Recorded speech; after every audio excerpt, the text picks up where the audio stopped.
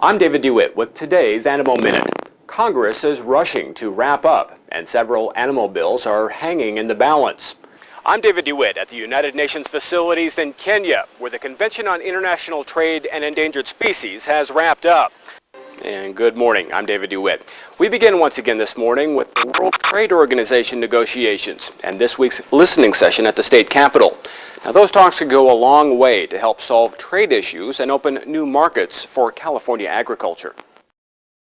Maggie, well, the Guadalupe River runs through San Jose, as we all know, and it was back in the winter of 1995 that it left its banks and ran over roadways, flooding them.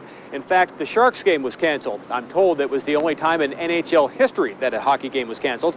In any case, it shows us just how vulnerable we are. The Santa Clara Valley is no stranger to wet winters. Just look at flooding in 95 and 96 and record rainfall in 98. It's simply a case of geography. Not only are we in a valley here, but we are in a valley surrounded by some pretty significant watersheds. We are, in essence, the bottom of the bathtub. The Santa Clara Valley Water District has highlighted areas especially prone to flooding. Many are along Coyote Creek, like Empire Gardens Elementary School. Teachers say floodwaters extended all the way to their parking lot. There's now concern and talk of relocating the school. Recent rains remind us there's also a possibility of street flooding, but San Jose officials say the city is relatively well equipped this year. Most of the rain that falls in San Jose will go into a storm drainage system that consists of 1,000 miles of underground drains that go into the rivers and the creeks. And the way that really works is water enters through our storm drains, of which we have several thousand. Those storm drains have just been cleaned by the city so that most of the debris is now gone. The Santa Clara Valley Water District has also worked to remove debris from waterways and concentrates on fixing erosion problems. Typically, sides of banks that have crumbled and are starting to fall into the stream, we get those shored up so that when the strong water currents are flowing through the creeks, the creek banks remain stable. Despite the efforts, flooding remains a threat, even during normal rainfall years. All depending on when the storms come in, how long they linger, where they linger, how soon subsequent storms show up. The Guadalupe Flood Control Project is still a work in progress. It'll be a couple years before that's wrapped up. And flooding obviously is unpredictable. There are, however, things that people can do to be prepared. They can obviously pay attention to nearby creeks and waterways, get flood insurance if they live in flood zones, and they can be sure that they have an emergency kit, which is wise in this area anyway. Now, free sandbags will be available at various spots around the county by December 1st. Maggie? All right, David, thanks for the reminders. David DeWitt live in San Jose. The grandeur, the beauty, the serenity, the majesty that is Yosemite, the jewel of the national park system. Visitors poured into Yosemite all weekend, the traffic thick and the campgrounds full. It was pretty busy as far as comparisons. I don't really have a comparison to other years, but it was a very busy weekend. The heavy crowds come just a couple months after the kidnapping and murder of Carol and Julie Sund of Eureka and their Argentine friend Silvina Peloso. Despite no arrests in the case, the events haven't scared off tourists.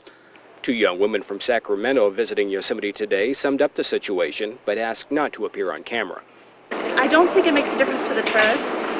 I think it might make a difference to people because of the media's exposure of that. Yeah. Right. The fact, but they don't understand is the reason that there was such a big exposure of it was that it doesn't happen that often.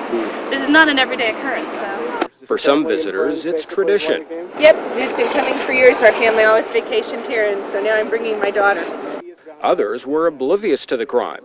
I didn't know anything about either of it. So I don't think it would have made any difference. Ignorance is bliss.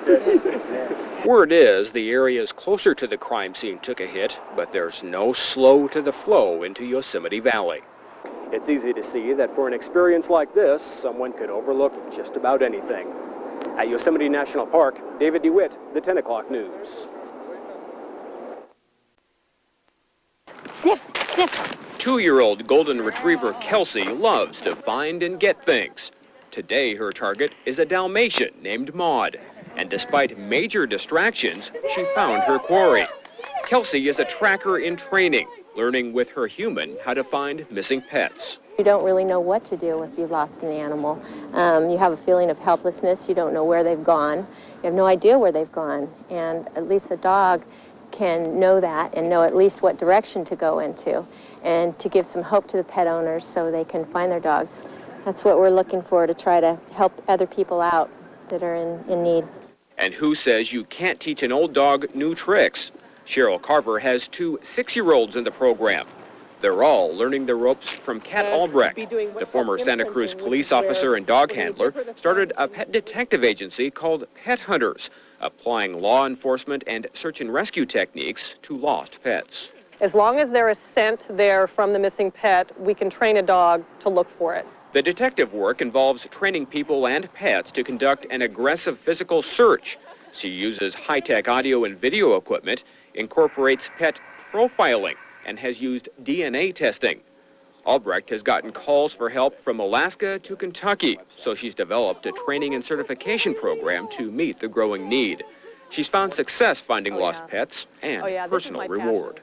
My passion used to be to hunt dangerous criminals with bloodhounds, but I was injured in the line of duty and I was not able to return to that. I can't even work my own dogs anymore, but I'm able to give back by doing this and by training other people to do this and to make a difference.